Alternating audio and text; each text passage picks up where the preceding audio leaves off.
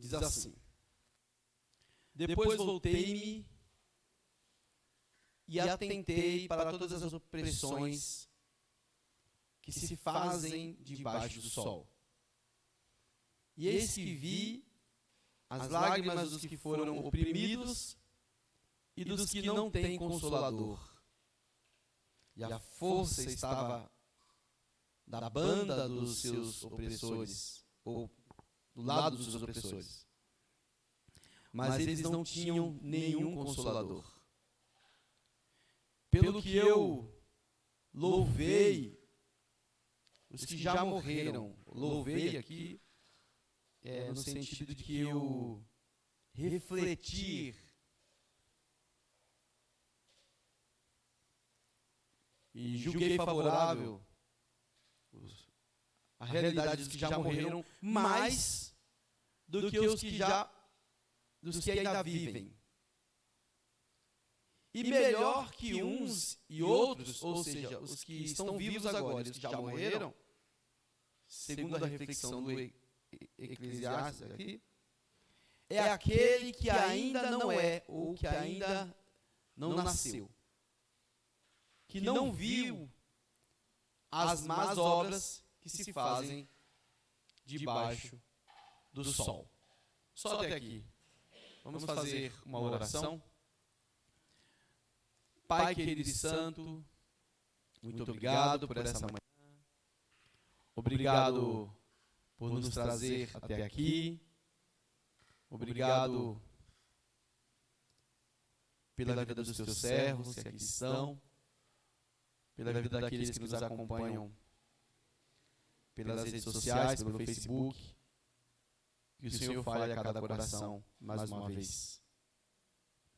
Isso é o que eu te peço e também te agradeço. Em nome do Senhor Jesus. Amém. Irmãos, o tema dessa manhã é ressignificando a sorte.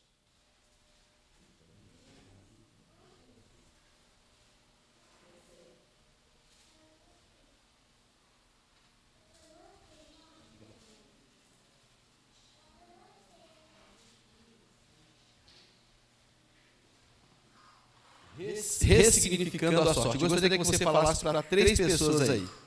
Ressignificando a sorte.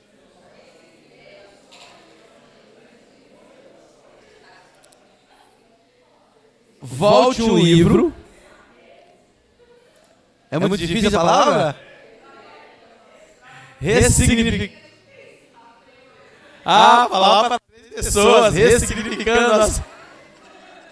Estou querendo entender por qual motivo da graça do riso. Agora eu entendi. Para 3 pessoas dá trabalho, né? Vamos lá. Provérbios capítulo 16. Versículo 33. A sorte se lança no regaço, mas do Senhor procede toda a sua disposição. Bom, irmãos, sorte e felicidade. Nós temos 2 textos aqui.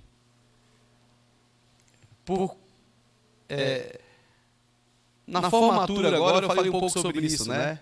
Acho que a Lu e a Marcela estavam lá.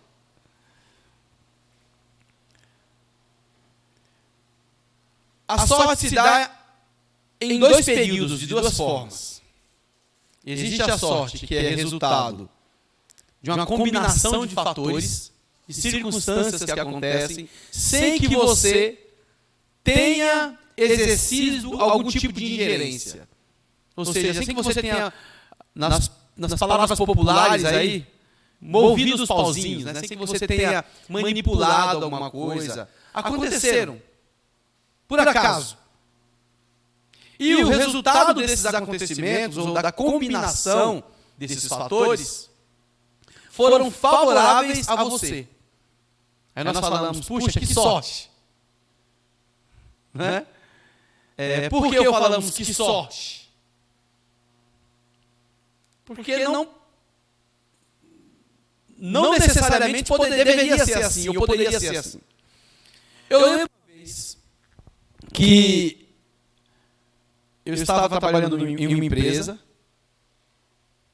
e a pessoa que designava os meus afazeres me mandou para um determinado endereço, me passou um endereço. Aí eu cheguei naquele endereço, fiquei esperando, chamando e nada. Rodei com o carro, fui no número recomendado e nada. E eu lá esperando, e falando com a pessoa no telefone, esperava, e aquela coisa toda. Depois de um tempo de ficar saturado com a falta de comunicação, chegaram à conclusão de que me passaram o endereço errado. Eu fiquei chateado com aquilo, né? Chateado por consequência do erro, de ter sido destinado para um local errado, mas pior ainda foi fiquei com a indisposição da pessoa que estava me atendendo. Da pessoa que estava falando comigo que, em um tom de arrogância, não me escutava. E mesmo após ter sido detectado ou diagnosticado, seja lá o que for, que houve um erro por parte da empresa, nesse caso, que tinha me passado o endereço, não reagiu com qualquer tipo de desculpas. Né? Tipo assim, se fosse eu quem tivesse errado, deveria me desculpar. Mas como foi a pessoa que estava lá dentro da empresa, então, bola pra frente, segue o jogo. Eu saí assim, né, chateado, andando pela rua e pensando comigo, que raiva, né? Chateado. Só que, enquanto eu falava no telefone, eu olhei para o chão, assim, próximo de um posto de gasolina, e vi R$200. Vi que não tinha ninguém por perto. Na hora, peguei os R$200. Graças a Deus, ninguém puxou com a linha. Peguei os R$200 e coloquei no bolso. Olhei para ver se de repente não tinha alguém com a mão no bolso procurando, porque se eu vejo uma pessoa com a mão no bolso procurando assim, ou andando como quem perdeu alguma coisa, não tenha dúvidas que eu vou perguntar: a senhora perdeu alguma coisa? Ou o senhor perdeu alguma coisa? E se a pessoa disser sim, perdi R$200, na hora eu diria que está aqui, porque isso não me pertence. Isso foi fruto do trabalho de alguém, né? Se é que não foi de alguém que roubou também, caiu, né? As possibilidades são diversas. Uma coisa eu não poderia fazer era gritar: quem perdeu R$200? Eu acabei de achar R$200. Se eu faço isso, iriam aparecer vários donos. Então, apesar de saber, de estar ciente de que aquele valor não é meu, é de uma outra pessoa, e ciente também de que eu não posso contar com a dignidade de todos, se por acaso eu perguntasse, eu só tenho uma coisa a pensar: a sorte está a meu favor. Achei R$200. Assim como muitas vezes eu perdi R$200. E alguém achou esses R$200 ou mais. Então naquele momento eu saí ali pensando: olha, não perdi o dia. Valeu a pena. Quase que eu tenho um horror, né? Senhor, obrigado. Mas enfim, houve uma situação que eu desconheço, em que o fim foi que o dinheiro parou naquele local e eu passei e fiquei com os R$200. Então vejam bem, nesse caso nós chamamos de sorte. Eu falei: puxa, que sorte, porque achei, por ter achado um valor. Agora imagine vocês se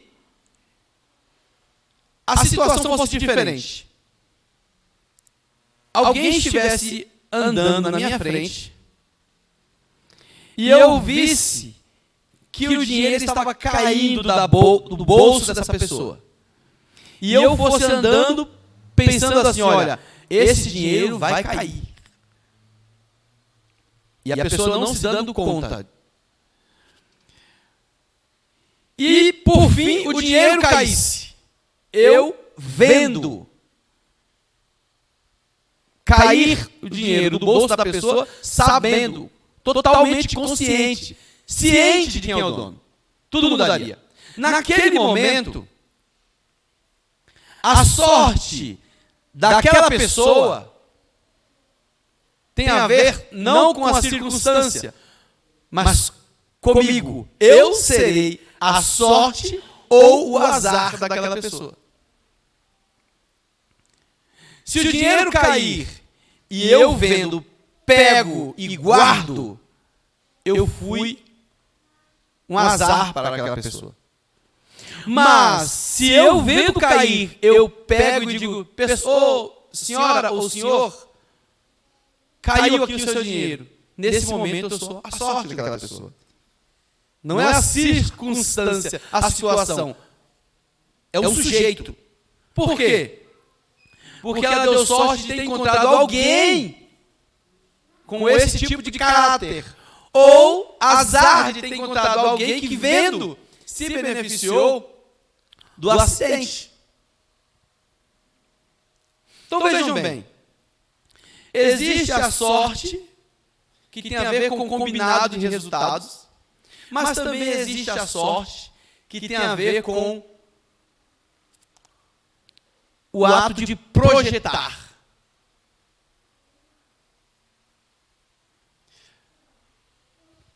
Aqui no livro de Eclesiastes, queria que você abrisse novamente, capítulo 4, muitos atribuem essa escrita a Salomão, alguns a Ezequias, uma grande maioria pensa em Salomão por ter sido considerado um homem sábio e que sua sabedoria tem a ver com a inspiração divina. A Bíblia narra que depois, ele dizendo, né, voltei-me, ou seja, no ato de refletir, atentei-me para todas as opressões que se fazem debaixo do sol. Então ele começou a refletir sobre toda a malignidade que acontece por parte dos homens. E ele diz que vi que as lágrimas dos que foram oprimidos e dos que não têm consolador. Então vejam, há um grupo de pessoas que são oprimidas e que não têm consolo. E a força estava do lado dos opressores, mas eles não tinham nenhum consolador.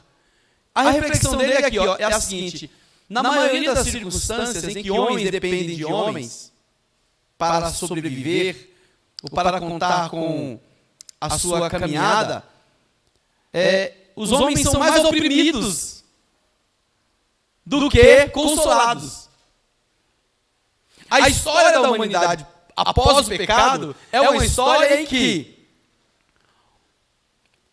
os homens costumam a contribuir com o azar dos outros homens e não com a sorte. Essa é a realidade não de agora, essa é a realidade da história humana. É tanto que quando Davi pecou, e Deus disse para ele, olha, eu te dou algumas oportunidades aqui. Você pode cair nas mãos dos homens, você pode ser punido pelas minhas mãos, tal. Davi não pensou duas vezes. Davi, por sinal, foi o pai de Salomão. E ele não pensou duas vezes, ele falou, Senhor, eu prefiro ser punido por tuas mãos do que cair nas mãos dos homens. A pena não foi fácil, não foi fraca. Davi sofreu, porque Deus falou que ele teria que pagar pelo seu pecado. Que é outra coisa importante a gente pensar. Que perdão de pecado e absolvição da pena são coisas distintas. Na cruz, haviam dois homens que estavam ali por culpa. Eles cometeram os erros. E estavam ali merecidamente. E no meio havia um que não merecia aquele castigo, não tinha culpa alguma. Houve uma discussão em que um disse: olha, se tu és o Filho de Deus, desce daí, salva você e a nós. Porém o outro, refletindo, disse o seguinte: você não teme nem a Deus, esse homem não fez mal algum, nós merecemos estar aqui, ele não. Olha como o arrependimento surge no coração desse homem.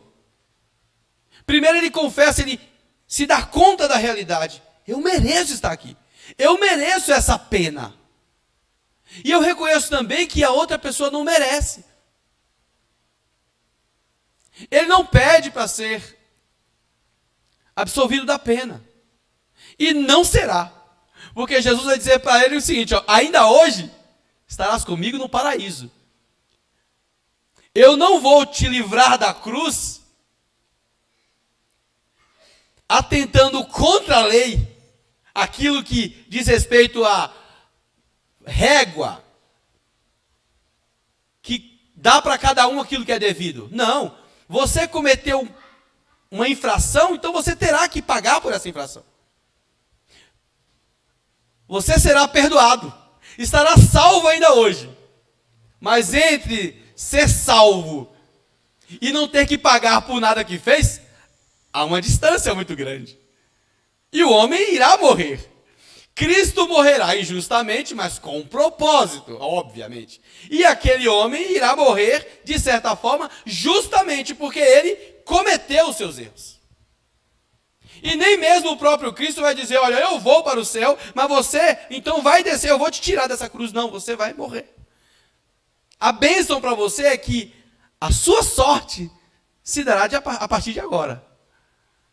A partir do momento que você reconheceu quem eu sou. Justiça. Porque a justiça faz bem a todos. Quando eu falo justiça, irmãos, estou me referindo no sentido real, justiça. Não estou me referindo às pessoas, ao sistema. O sistema a gente sabe que não é assim. O sistema é regido por homens, não é? Homens decidem o que pode ser justo ou não. Aí é outra coisa. Você depender da justiça dos homens é outra coisa. Mas existe a justiça divina, que todos tentam correr atrás dela. Coisas distintas. Então vejam bem. O pensador aqui, o sábio, ele percebe que na história da humanidade, os homens fazem mal. Na sua grande maioria, eles são o azar dos outros. E não a sorte dos outros. São poucos que representarão a sorte do seu próximo. É tanto que o mandamento é: amarás ao teu próximo como a ti mesmo, por não se tratar de uma coisa natural. Se o ato de amar fosse algo, de amar ao próximo, fosse algo natural, não precisaria de mandamento. Se existe mandamento é porque você precisa estar atento, fazer um esforço, refletir, pensar no que é justo, ser sincero, honesto, capaz de dizer não para você e de querer enxergar aquilo que talvez você não enxerga, pelo menos tentar.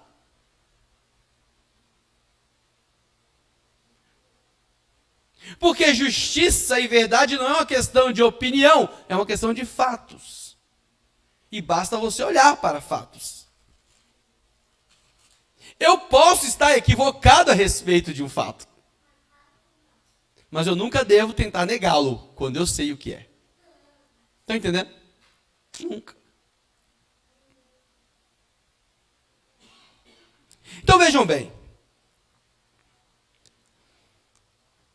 O Eclesiastes, ou o pensador inspirado por Deus, ele, após ter detectado tudo isso, que não há consolo para os oprimidos, para aqueles que sofrem, e que vai de encontro com o que as Escrituras diz, bem-aventurados os que sofrem perseguição por causa da justiça, porque deles é o reino de Deus, ou seja, há um benefício para eles.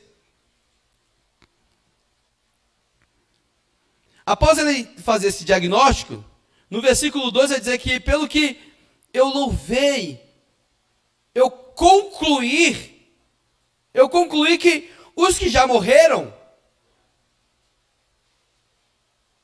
olha só, estão melhor do que os que ainda vivem.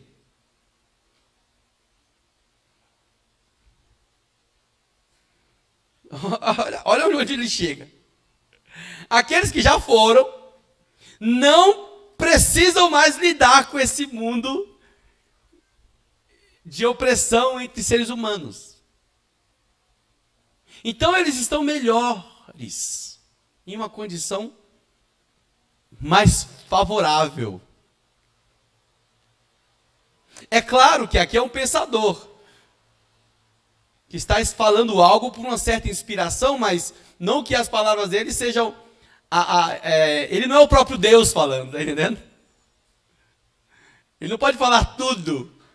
Inspiração significa que há uma ligação entre o que eu falo e o que eu penso e o que Deus está revelando, mas entre o que eu posso pensar ou expressar e o que é a verdade do próprio Deus, sempre há uma diferença, porque Deus é Deus. E as minhas reflexões são passíveis de falhas, é óbvio. Então vejam bem. Ele chega à conclusão de que aqueles que morreram estão em uma condição melhor, porque eles, de certa forma, estão livres de toda essa realidade que acertou todos os homens. Eles não estão mais na dependência dos homens, de sistema humano. Morreram, agora estão na dependência da justiça divina. Enquanto vivos, já estávamos, de certa forma, obviamente, na dependência da justiça divina. Mas há entre a justiça divina e a dos homens um elemento chamado permissão, diálogo.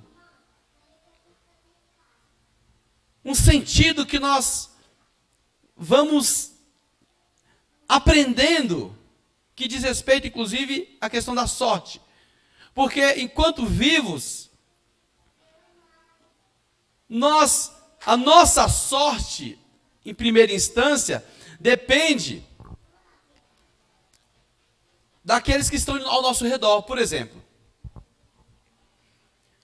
eu posso ter tido a sorte de ter tido um pai e uma mãe que olharam para mim, que me criaram com atenção. E posso, abro aspas, ter tido não tanta sorte ou azar de ter encontrado pais ou cuidadores, né? Se o pai e mãe não são apenas os biológicos, a pessoa também pode ter tido um azar de ter encontrado pais não biológicos que foram ruins. Não é verdade? Um cuidador, do mesmo jeito. Mesmo jeito que o pai ou a mãe biológico pode ter exercido mal essa função, os que não são biológicos também podem exercer mal essa função. É ser humano do mesmo jeito. Então vejam bem, a minha sorte enquanto criança... Por que eu falo sorte? Porque enquanto criança você é totalmente dependente dessas pessoas. A gente não escolhe para onde vai quando tem os pais, não é assim? Tem coisas que os pais decidem. Já imaginou? Se os pais ficarem o tempo todo perguntando para os filhos tudo, algumas coisas a gente pergunta, outras a gente decide. E os filhos vão com a gente. Não é? Já imaginou você, presbítero Macário, a Lu, ganharam uma bolada aí, fruto do trabalho. E aí eles pensam, nossa, a gente precisa comprar uma casa. Precisamos comprar uma casa. E aí eles veem 3 casas, 3 bairros diferentes. E aí ele chega em casa, reúne os filhos e falam, nossa, tem 3 casas aqui que cabe no bolso. O valor dela cabe no bolso, dá para comprar. Aí chega a Marcele e fala, eu prefiro a casa do lado direito. Aí a Nicole fala, eu do lado esquerdo. Aí o Daniel fala, não, eu prefiro a lá da frente. E eles ficam no meio, dialogando e tal.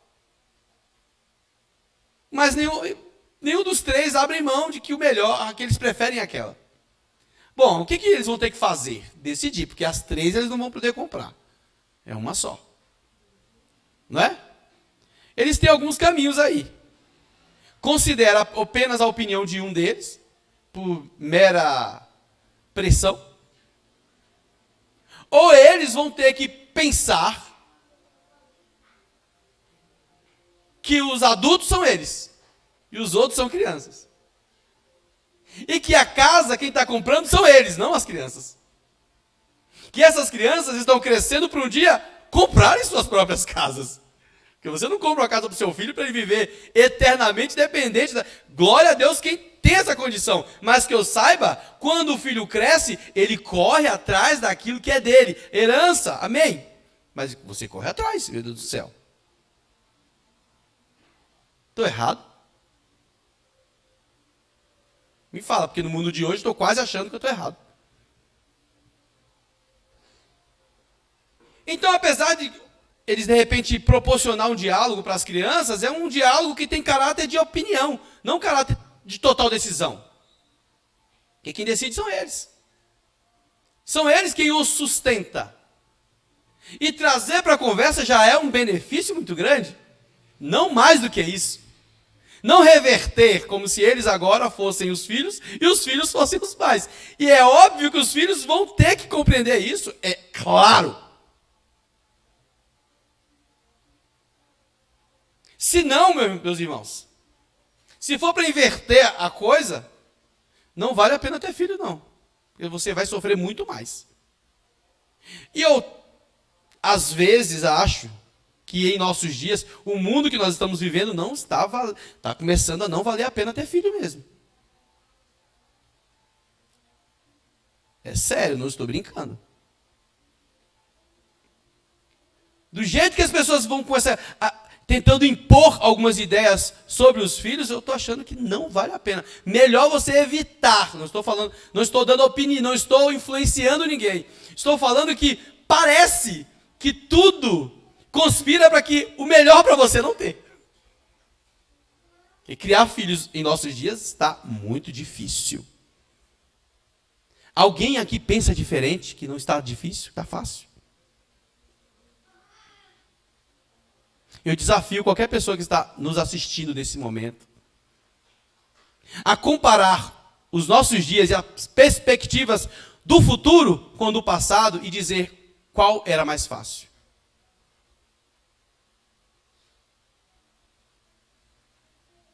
Eu desafio.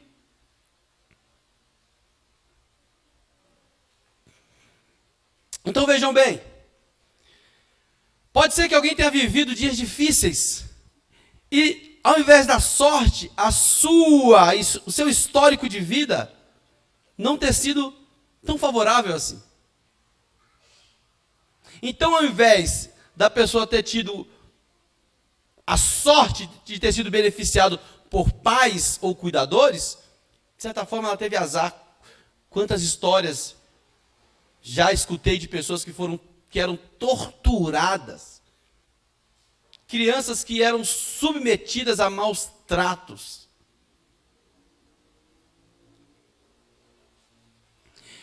Bom, é interessante que esse pensador aqui, ele vai ter mais uma fala aqui, importante. Que ele vai dizer, capítulo 4 nós estamos, Eclesiastes, versículo 3. E melhor do que os que morreram e os que ainda estão vivos, é para aqueles que ainda não existiram. Olha o que ele fala. Bom, vejam bem, meus irmãos, ele está dizendo o seguinte: mais feliz é aqueles que ainda não nasceram, enquanto não nasceram. E aqui vem uma ideia, uma espécie de gênese, da onde vem a palavra genética. Poder existir, o que dá origem. Ele traz uma ideia de genética, né? Que é o início. Por quê? ele fala como alguém que entende que o começo, o que pode fazer existir, é Deus. O que controla, o que forma. Porque ele está se referindo a alguém que de alguma forma já existe antes de nascer. Ele não está dizendo assim, ó, mais feliz é algo que não existe. É isso, não faz sentido. Se uma coisa não existe, não tem como você atribuir felicidade ao que não existe. Ele está dizendo que mais feliz é alguém que já existe em algum lugar ou na mente de alguém. A gênese, que depois a palavra genética foi transferida para os códigos, para ancestralidade, né? O histórico familiar. A palavra genética foi extraída daí depois de um tempo. Como é que chama? A linhagem esqueci a palavra aqui, gente. Descendência, exatamente. A palavra genética foi utilizada para observação de descendência. Depois disso, códigos genéticos, né? Sangue, etc. e tal. Mas a gênese, ou a genética humana, segundo o Eclesiástico aqui, é aonde o homem existiu primeiro, antes da existência dessas outras etapas da genética. O homem foi pensado por alguém.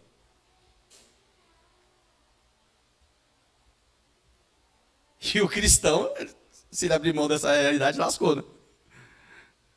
A genética inicial diz respeito a quem faz o homem existir.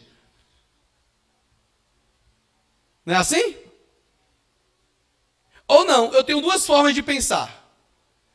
O homem existe antes na mente de um Deus que ordena, então a genética parte desse Deus que faz alguém existir.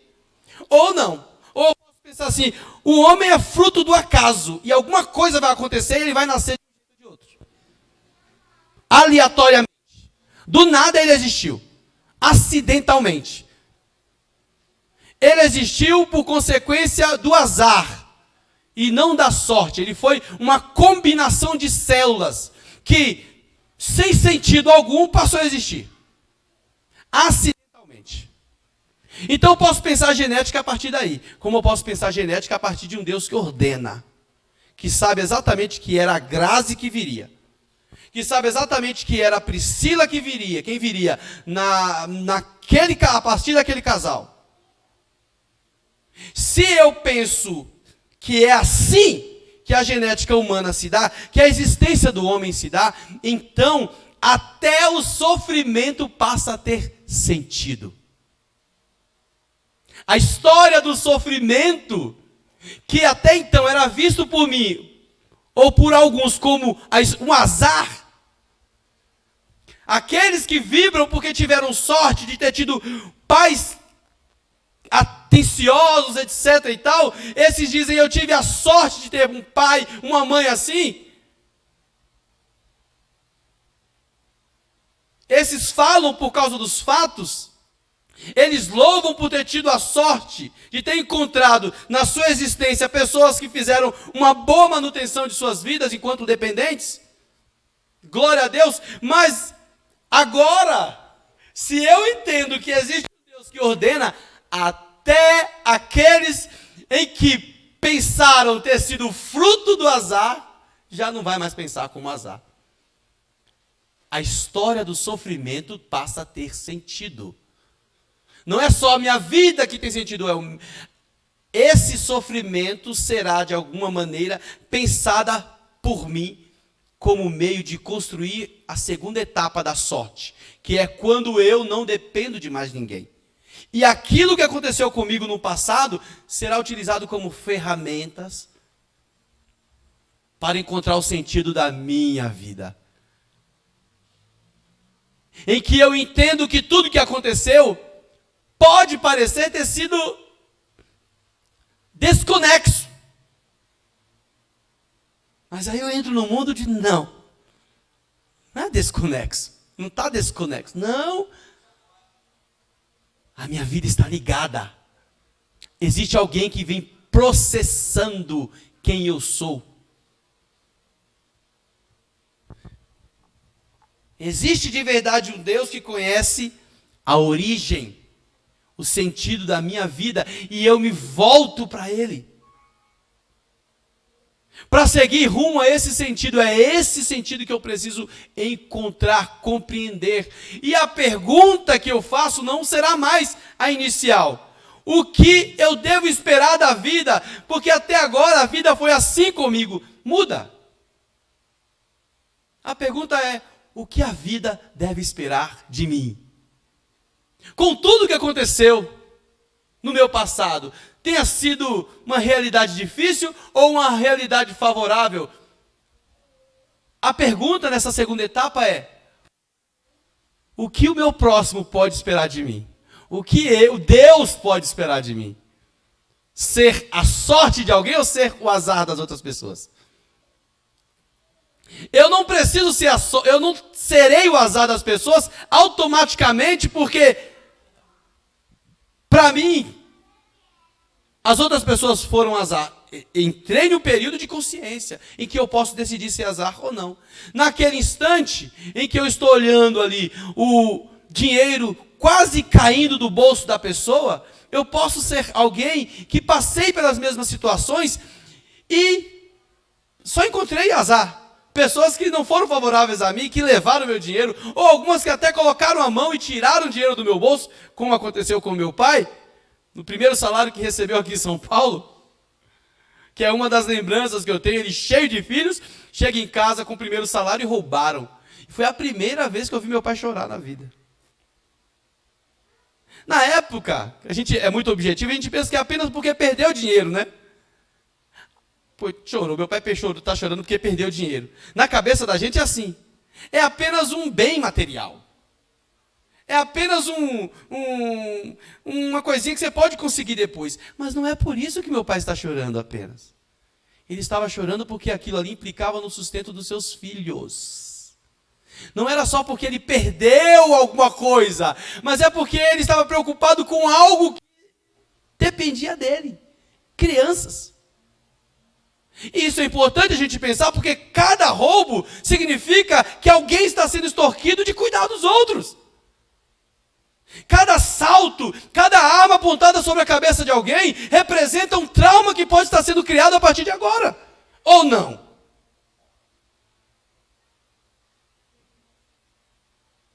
E a partir desse momento, que eu tenho consciência de que eu faço mal, como o ladrão da cruz teve, a minha trajetória é do arrependimento. Ou não?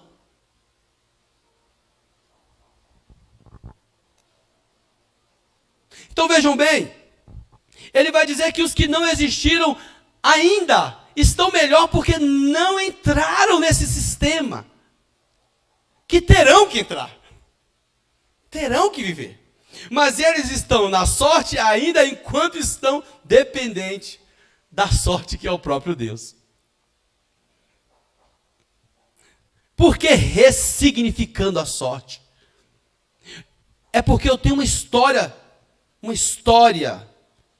que diz respeito ao meu passado, enquanto eu tinha pouca consciência das minhas responsabilidades, e agora eu entro no campo da ciência da verdade e da mentira, da responsabilidade dos meus atos.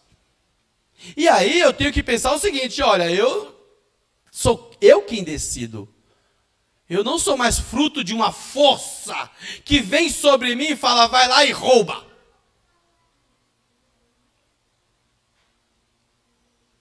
O ambiente me faz roubar, não.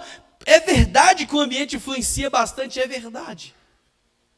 Mas ainda em última instância está a minha decisão. Não tem como negar. A gente não pune o ambiente, a gente pune as pessoas. Se eu deixo de pagar alguém, sendo pastor, as pessoas não falam assim, mas ele foi pobre. Ninguém quer saber da minha história. Muito pelo contrário, é pastor, tem que ir preso. Pilantra, é assim. Pastor, fazendo isso, tem que levar uma pancada. Aí vai vir gente na igreja, gritar, aquela coisa toda. Eu serei menos tolerado do que alguém que faz mal todos os dias. É impressionante essa inclinação que nós temos para sermos assim, intolerantes com aquele que de repente erra pela primeira vez. Não é? Mas somos cheios de amores por quem está o tempo todo cometendo mal. Eu não estou dizendo aqui, irmãos, que nós temos que nos tornar pessoas ruins e querer o mal das pessoas, não é isso. Eu estou me referindo às pessoas que já estão inclinadas no automático a esse tipo de comportamento. Parece que houve um sopro na mente das pessoas e mudou tudo. E que cegou completamente. E nós só temos um recurso, as Sagradas Escrituras. E eu não vou poder mudar o que ela diz. Se eu quiser continuar sendo cristão, eu tenho que olhar para ela. Não posso mudá-la. Agora vejam bem.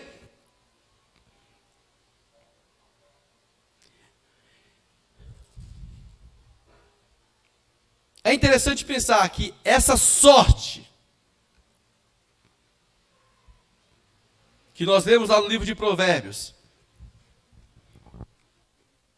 tem a ver com essa segunda etapa da sorte, tem a ver com a consciência divina.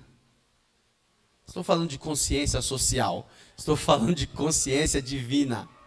Eu não estou falando de assistencialismo, eu estou falando de consciência genética, de onde eu vim. Sexta-feira agora, nós faremos uma cantata com algumas encenações que você não pode perder, às 19 horas. Aliás, convide pessoas, vocês que estão nos acompanhando pelas redes sociais, venha. Tenho certeza que vai ser uma grande bênção. E é interessante, porque a segunda etapa da sorte tem a ver com aquela sorte que eu construo. Não é mais a sorte de quem aguarda as coisas acontecerem, não. É a sorte que diz respeito àquilo que é trabalhado por mim, junto ao meu semelhante. É o meu ato de pensar e de programar, e de pensar, eu preciso contribuir para o melhor do meu próximo, não para o pior dele.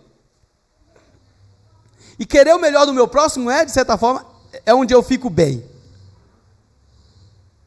Mas acima de tudo, ser fiel a Deus. Porque eu posso fazer algo que para o meu próximo é bom, relativamente bom, e ser ruim para mim. E ser algo reprovado por Deus. Isso pode acontecer. Eu posso ficar muito bem agindo erroneamente. Assim como às vezes eu posso ficar mal por agir justamente, de forma justa. Não por estar insatisfeito com a justiça, mas porque às vezes ser justo dói também. Não é tão simples assim ser justo. A gente sabe disso, né? Quando eu estou na casa da minha mãe, com o meu Benício, às vezes eu pego ele e levo para lá, que tem o Gabriel, ele gosta de brincar, e a minha mãe brinca muito com ele, então ela também provoca ele, né? E aí ele fica falando daquele jeito dele lá com ela, porque ela provoca ele, e ela gosta de ver ele reagindo daquela maneira, ele brinca. Aí, dependendo do tom que ele fala com ela, eu tenho que falar alto, gritar. Aí minha mãe fala, mas não fala assim, né? Eu falo, não, mãe, mas isso aí já não tem mais a ver com você, tem a ver comigo. Por mais que seja com você que ele está falando assim, tem a ver comigo. É claro que é com a senhora também, mas o meu papel aqui é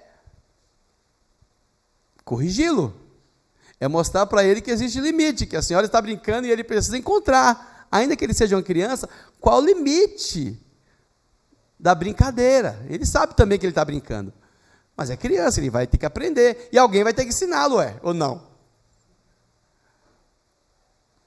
E às vezes é ruim mesmo. Não é? E às vezes é ruim você ser duro, enérgico com criança, com... Essa eu acho que é a minha grande dificuldade com a sexta série, né? Essa é a grande dificuldade. Porque eles têm uma idade e eu não estava acostumado a mediar conflitos, né, de adolescente. De qual a idade é sua, Cauã? De 12, 13 anos.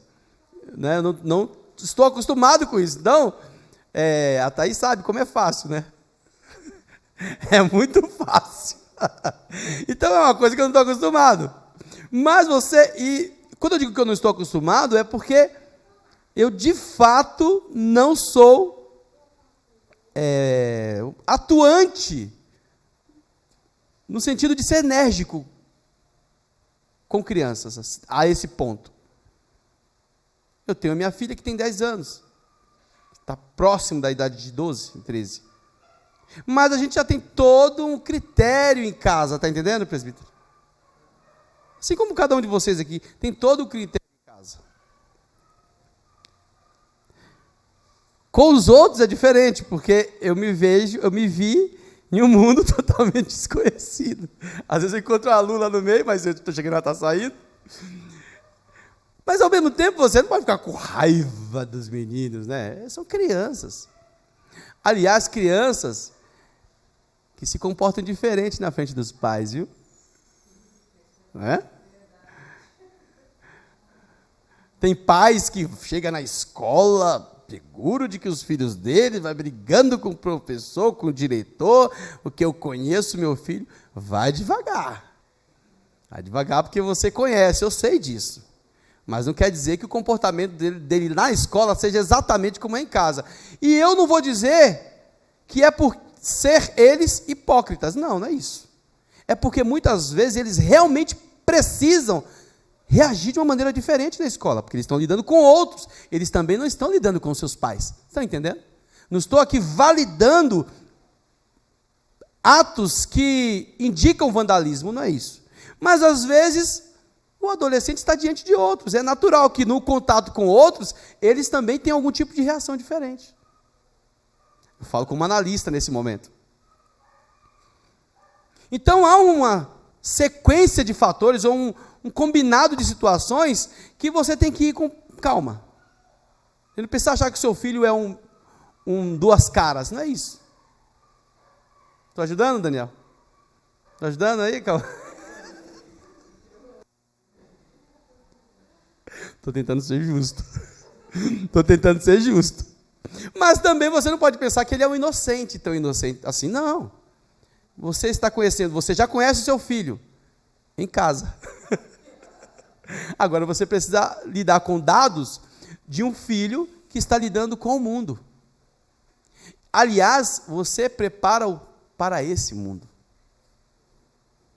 Você não prepara o seu filho para ficar em casa. Você prepara o seu filho para lidar com esse mundo. E ele não será um você lá fora, ele será ele. Está entendendo? Ele é uma outra pessoa. E essa outra pessoa é geneticamente produzida por Deus. O seu papel é de ensinar, é de ser um mediador, mas você não irá construir um eu no outro. De certa forma, ele veio separado de você. Ele nasceu de você, mas essa pessoa, ela não dependeu de você para existir. O corpo dela sim, mas ela não.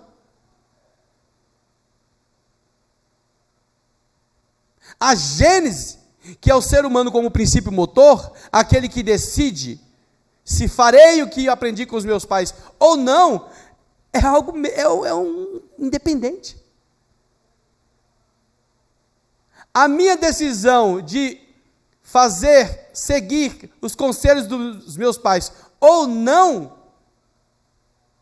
foram programadas pelos meus pais. foram apenas orientadas. Existe um agente aqui que sou eu. Farei ou não o que aprendi? Logo, isso indica o quê? Ele, o agente que decide, não veio existir por tua causa.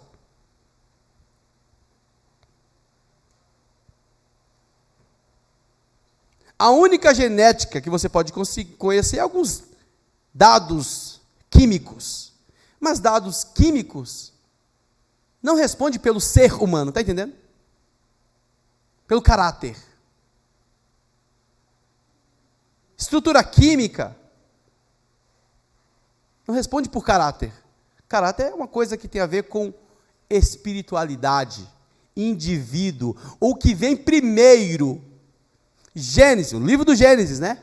Primeiro, princípio. Da onde vem a ideia de princípios? Princípios tem a ver com caráter ou tem a ver com dados da física? Dados da química? Caráter tem a ver com a estrutura do meu corpo ou tem a ver com a postura da minha alma? Ora. Bom, já falei muito. Quero convidar vocês a ficar de pé e dizer para você que nós temos um Deus que é o nosso socorro. Ele nos conduz no caminho certo e nos ajuda a encontrar o sentido exato das nossas vidas. Amém?